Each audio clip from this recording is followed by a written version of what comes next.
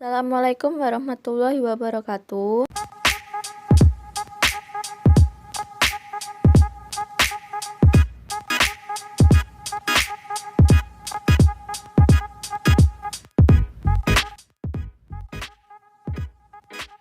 Unsur pokok dalam organisasi adalah individu. Tiap individu dalam organisasi mempunyai kebutuhan. Untuk membuat individu mau bekerja sama, organisasi harus mempunyai imbal balik yang menarik. Hakikat individu yang dikemukakan Chester Bernard ada tiga. Yang pertama, individu adalah discrete. Yang kedua, manusia mempunyai kapasitas. Dan yang ketiga, organisme manusia tidak akan berfungsi kecuali dalam hubungannya.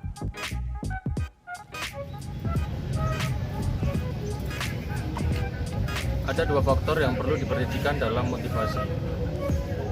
Yang pertama adalah faktor pemuas. Faktor pemuas meliputi prestasi, pengakuan akan hasil, pekerjaan yang menarik, tanggung jawab, dan perasaan yang maju dan berkembang.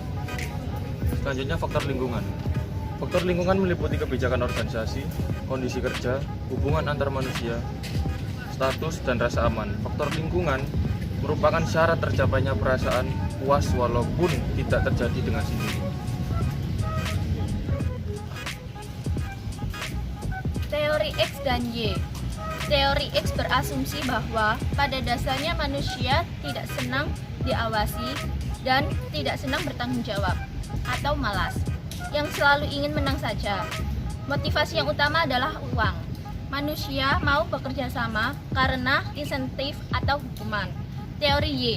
Teori Y sebaliknya menyatakan bahwa pada dasarnya manusia ingin bekerja, kreatif, dan bertanggung jawab. Peran individu dalam organisasi.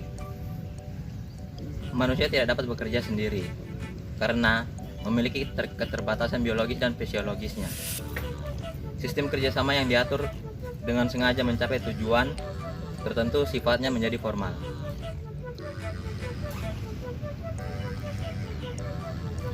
Kemudian, jenis kerjasama dalam garis besarnya dapat dikelompokkan menjadi 4 kategori.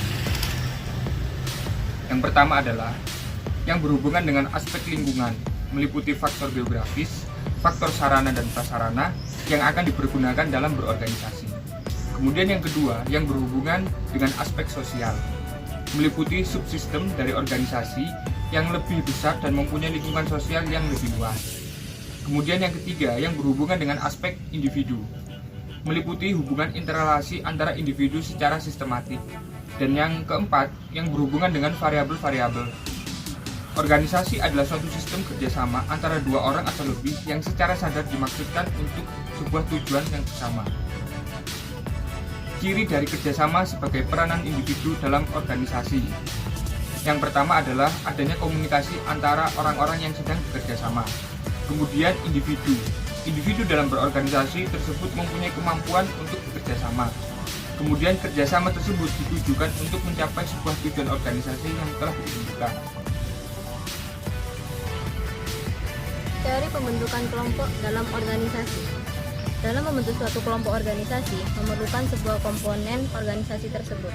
Berdasarkan teori kepemimpinan yang dikembangkan oleh Darwin dan Alvin, tujuan kelompok dapat digolongkan menjadi dua.